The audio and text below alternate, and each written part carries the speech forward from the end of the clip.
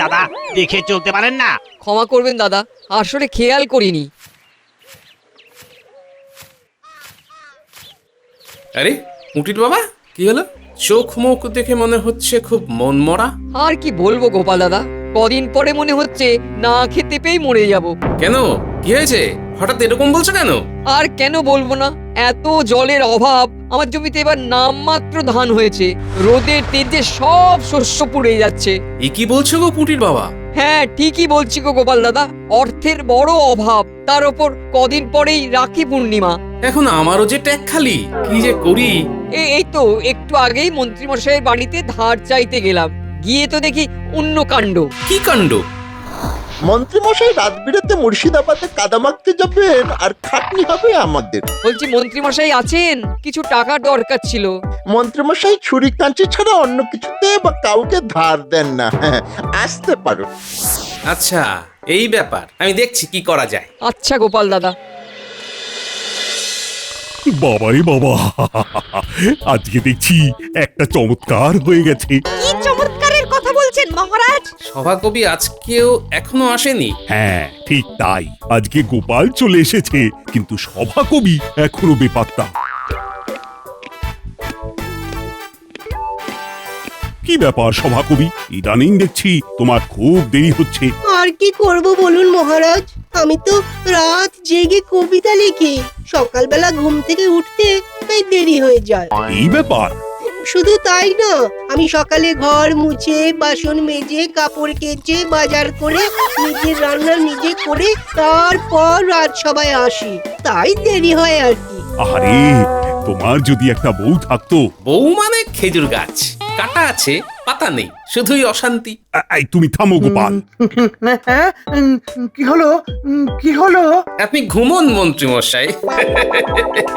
আচ্ছা সভাকবি, সত্যি কথা বলো তো, তুমি একটা বিয়ে করছো না কেন? চেষ্টা তো করেছিলাম মহারাজ, কিন্তু বউ তো জুটলো না। মানে? গত বছর একটা সুন্দরী তরুণীকে আমার বেশ মনে ধরেছিল, তাই একটা চিঠি নিয়ে তার কাছে যাই। তারপর? কিন্তু যেদিন আমি গিয়েছিলাম সেটা ছিল রাখি পূর্ণিমার দিন। আর সে তোমার প্রেমপত্র নিয়ে তোমাকে রাখি পরিয়ে তোমাকে পত্রপাঠ বিদায় করে দিল। কি সভাকবি, তাই তো? হ্যাঁ ঠিক তাই। না না, এত সহজে ভেঙে পড়লে তো চলবে না। আর তো কদিন পরেই রাখি পূর্ণিমা, তুমি এবারে একটা সুন্দর কবিতা লিখে তাকে শোনাও, হয়তো দেখবে তুমি দাদা থেকে স্বামী হয়ে উঠবে। ঠিক আছে মহারাজ, আমি চেষ্টা করব।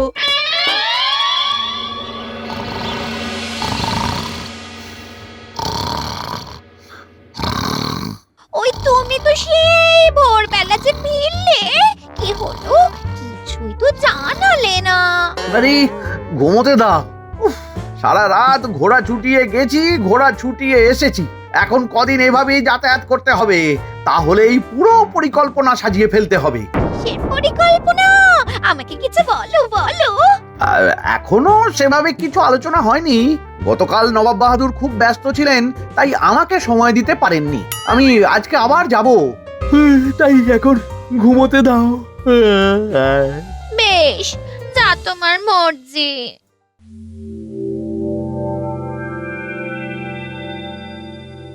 শোনো পুটির বাবা, আমার সাথে একজনের কথা হয়েছে, উনি আজ রাতে কিছু অর্থ ধার দেবেন। তাহলে তো খুবই ভালো হয় গোপাল দাদা, কটা দিন খেয়ে পড়ে বাঁচতে পারবো। তুমি সব পয়সা খেয়ে উড়িয়ে দিও না, কিছু পয়সা খাওয়া আর সংসার চালানোর জন্য রাখবে, আর কিছু পয়সা দিয়ে ব্যবসা করবে, বুঝলে? এখন আর নতুন করে কি ব্যবসা করব গোপাল দাদা? কদিন পরে তো রাখি পূর্ণিমা, রাখির ব্যবসা করবে। বেশ, তাহলে তাই করব।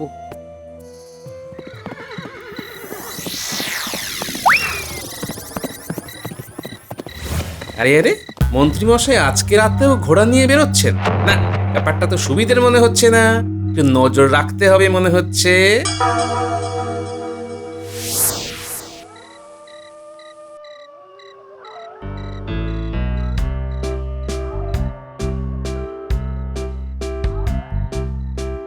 এ কি বিজ্ঞানী, তুমি এই ভর সন্ধেবেলা বাড়ির বাইরে দাঁড়িয়ে পায়চারি করছো যে?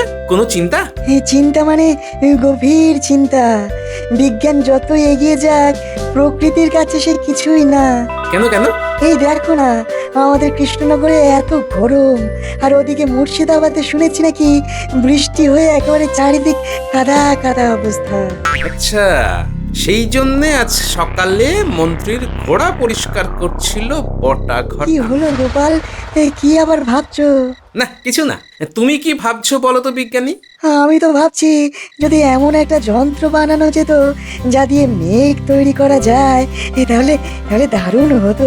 হ্যাঁ ঠিকই বলেছ, আমাদের রাজ্যের চাষি ভাইরা যা কষ্ট পাচ্ছে তা আমার থেকে আর ভালো কেউ জানে না। কেন কেন? ও কিছু না, পরে সব জানতে পারবে। নবাব বাহাদুর, আর সহ্য করতে পারছি না। এবার আপনাকে কৃষ্ণনগর দখল করতেই হবে। আমাকে রাজা হতেই হবে নবাব বাহাদুর। আরে বাবা, হঠাৎ করে তো আর আক্রমণ করা যায় না।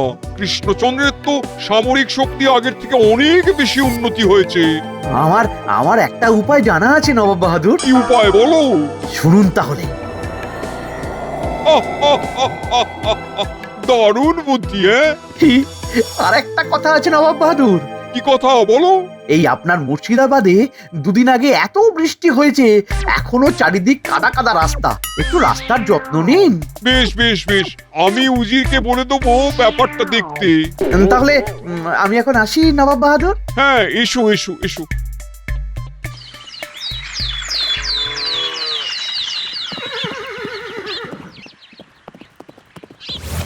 আচ্ছা, যা ভেবেছিলাম তাই।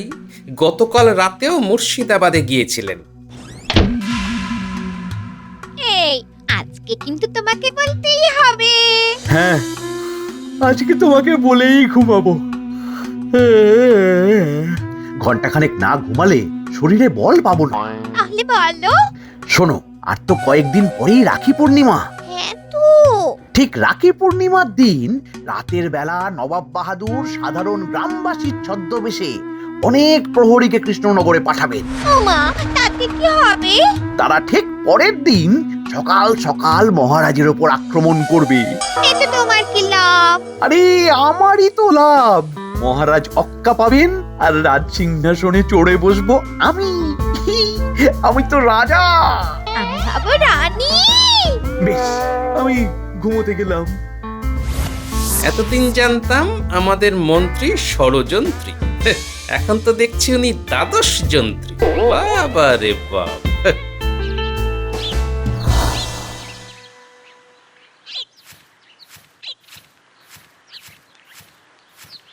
ওই তো তোমার গোপাল দাদা এসেছে।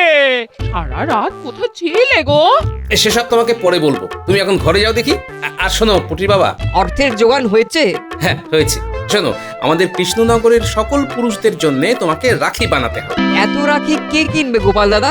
আরে কিনবে কিনবে, হ্যাঁ সব রাখি যেন একই রকম দেখতে হয়। সে ঠিক আছে, কিন্তু হাতে মাত্র কটা দিন সময়, এর মধ্যে এত রাখি কি করে বানাবো? সে তুমি তোমার গিন্নিকে সাথে নাও, পাড়ার লোকজনকে দিয়ে বানাও। আচ্ছা আচ্ছা ঠিক আছে। আমি তোমার জন্য মোহরগুলো নিয়ে আসছি।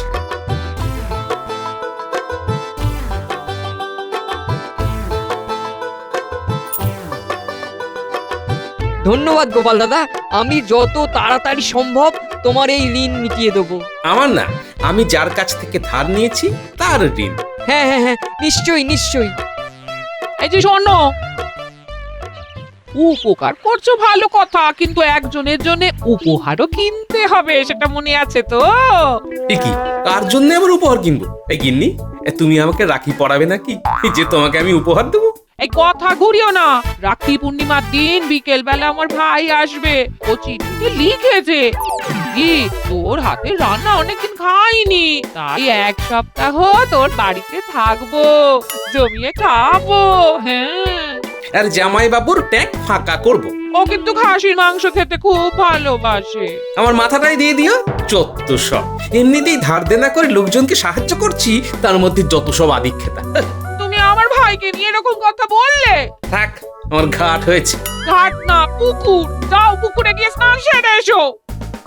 মানুষটা রেগে গেছে, একটু একটু তদবির করে খাওয়াতে হবে। হ্যাঁ।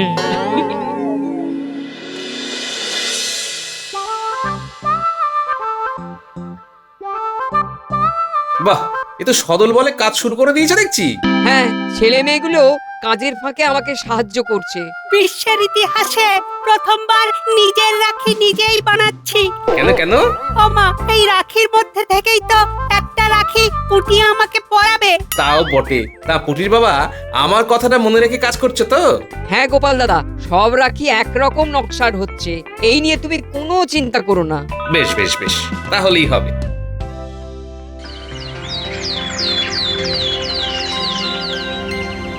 হে ভগবান শ্রীকৃষ্ণ, প্রভু তুমি তো করুণা সিন্ধু, আমার মনের কথা শোনো প্রভু।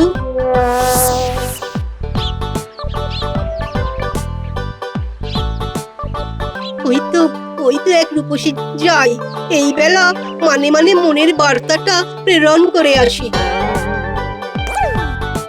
কি আপনি আমার পথ আটকালেন কেন? আমাকে যেতে দিন। যেতে দেব না আমি তোমায়, রাখবো আমার মনে। তুমি যেন চপলা হরিণী শিমুল পলাশ বনে, কি তোমার রূপের ঝলক পড়ে না মোর চোখের পলক। তোমাকে আমি রাখতে চাই নিজের ঘরণী করে, আমার হৃদয়ে আর কেউ নেই, আছো তুমি শুধু, তুমিই আমার গিন্নি হবে, হবে কি আমার বধূ? ধন্যবাদ দাদা, আমি জানি তুমি আমাকে ভালোবাসো, কিন্তু আমি তোমাকে স্বামী হিসেবে পেতে চাই না।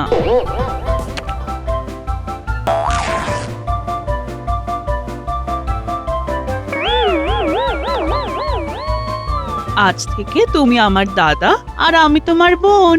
আশা করি আমার বিপদে আপদে সব সময় আমার পাশে থাকবে।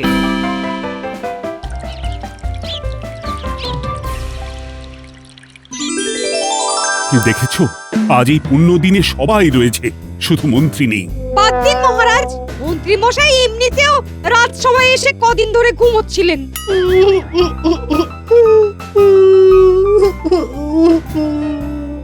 কি সভাকবি মহাশয় কাঁদছেন কেন? সত্যি তো, তোমার আবার কি হলো সভাকবি? তুমি কাঁদছো কেন? মহারাজ, আজকেও সেই একই ঘটনার প্রত্যাবর্তন হয়েছে। মানে? আমি একটু আগে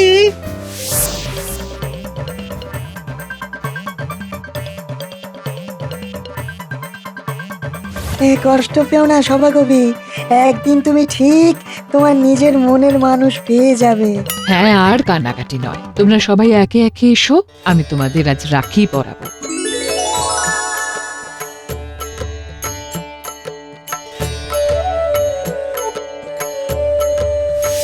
ধন্যবাদ রানীমা, রাখি তো পড়ালেন, এবার একটু পেট পুজো হবে না? সব হবে, তোমাদের জন্য জমিয়ে ভুরি ভোজের বন্দোবস্ত করা হয়েছে। চলো খাবার ঘরে।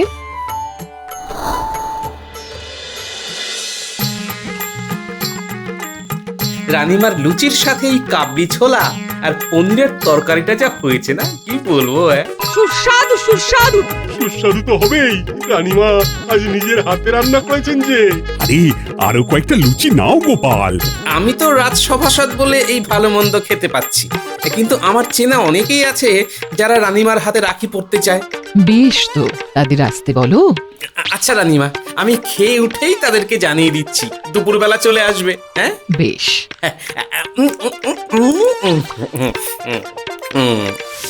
শোনো শোনো শোনো, আজ রাখি পূর্ণিমা, এই উপলক্ষে কৃষ্ণনগরের সকল পুরুষকে আমাদের রানীমা রাখি পরাবেন। তাই আজ দ্বীপ্রহরে সকল পুরুষের রাজবাড়িতে নিমন্ত্রণ রইল। আরে আমাদের সবার নিমন্ত্রণ, কি আনন্দ কি আনন্দ। এ কি গোপাল, তুমি যে বললে কয়েকজন আমার হাতে রাখি পড়তে চায়? না মানে রানীমা, ওই প্রথমে কয়েকজন ছিল, তারপরে ভেবে দেখলাম তাদের পাড়া প্রতিবেশী যদি হিংসে করে, তাই সকল কৃষ্ণনগরবাসীকে নিমন্ত্রণ জানিয়েছি। কিন্তু এত রাখি পাবো কোথায়? হ্যাঁ, এই হঠাৎ করে রাখি কিনবো কোথা থেকে? সব ব্যবস্থা করা আছে রানীমা, এক্ষুনি চলে আসবে, শুধু মহারাজ দামটা দিয়ে দিলেই হবে। এই তো আমি চলে এসেছি। প্রথমে প্রহরী ঢুকতে দিচ্ছিল না, তারপর গোপাল দাদার নাম করতেই ঢুকতে দিল। বাবা বাবা বাবা, এ তো দারুণ বানিয়েছে রাখি। আমরা সবাই মিলে বানিয়েছি। বাবা বাবা, তা কত মোহর হয়েছে? সব মিলিয়ে 250 মোহর মাত্র। আচ্ছা আচ্ছা, আজ সন্ধেবেলা এসে নিয়ে যেও। বেশ মহারাজ। বেশ পুটির বাবা, তাহলে তোমাকে দিয়েই কৃষ্ণনগরের সাধারণ গ্রামবাসীদের রাখি পরানো শুরু করি। এ তো আমার পরম সৌভাগ্য। আমাদেরকেও রাখি পরাবেন তো রানীমা? নিশ্চয়ই নিশ্চয়ই, আয় আয়, এদিকে আয়, পরিয়ে দি।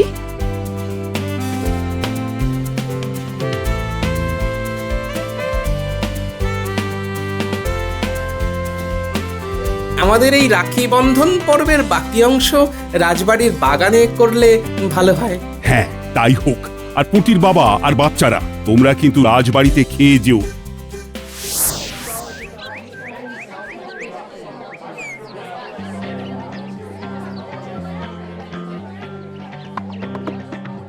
ধন্যবাদ রানীমা, এ আমাদের পরম সৌভাগ্য যে আপনার হাতে রাখি পড়ছি।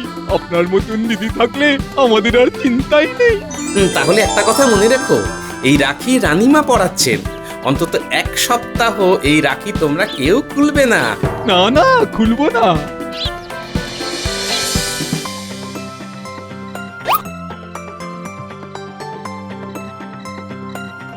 গোপাল, তুমি কিন্তু এটা ঠিক করনি। ভোজকিমির একটা সীমা আছে। একেবারে সকল প্রজারা পুরুষ প্রজা। ওই একই হলো। রাজকোষ থেকে কতগুলো অর্থ চলে গেল বলো তো? এই সব খেসারত তোমার বেতন কেটেই হবে। আচ্ছা মহারাজ, সে আপনি যা ভালো বোঝেন করুন, কিন্তু এর থেকেও বড় খেসারত দিতে হবে আপনাকে। মানে কি বলতে চাইছো খুলে বলো। তাহলে শুনুন মহারাজ।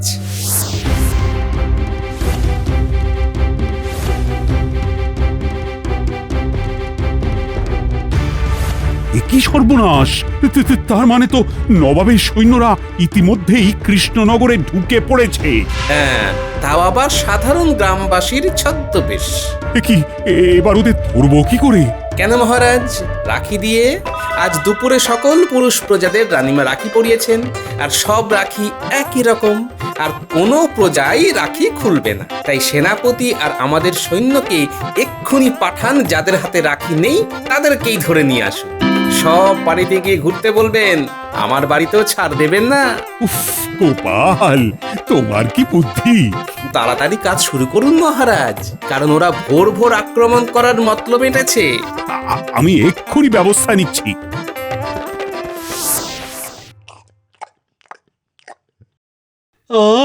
দিদি, তোর হাতের রান্নার কোনো তুলনা নেই। কিন্তু চট করে হাতটা ধুয়ে নাও দেখি।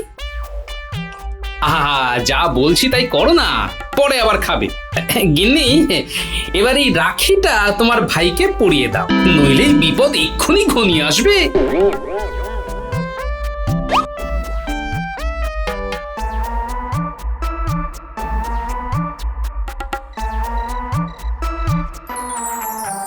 কি সেনাপতি মশাই?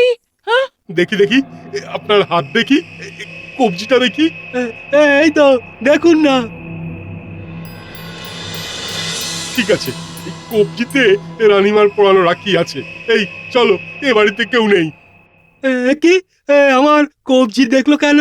হ্যাঁ, কৃষ্ণনগরে অনেক বাইরের লোক ঢুকেছে গুপ্তচর হিসেবে। যাদের হাতে আজ রাখি আছে তারাই এই রাজ্যের, এটাই প্রমাণ। তাই আজ তোমাকে প্রাণে বাঁচিয়ে দিলাম। জামাই বাবু, আমি এসেছিলাম আপনার ট্যাগ ফাঁকা করে খেতে, কিন্তু আপনি আমাকে প্রাণে বাঁচালেন। আপনি না মহান, সত্যি মহান। আমি কাল নিজের অর্থে আপনাকে খাসির মাংস খাওয়াবো, খাবেন তো? হ্যাঁ বেশ।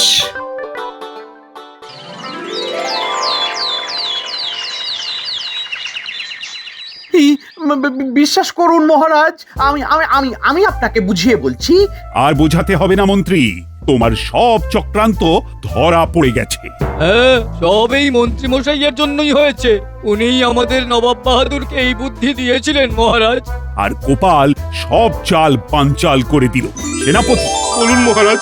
এদের সবাইকে বস্তায় বেঁধে নবাব বাহাদুরের কাছে পাঠিয়ে দাও। আমাকেও পাঠিয়ে দেবেন মহারাজ? হ্যাঁ, তোমাকেও, কারণ তুমি আজ থেকে আর কৃষ্ণনগরের মন্ত্রী নও। যে থালায় খায় সেই থালায় ফুটো করে। গোপাল,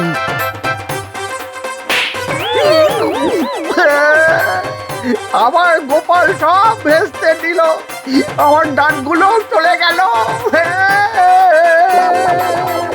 জয় গোপালের জয়। জয় গোপালের জয়।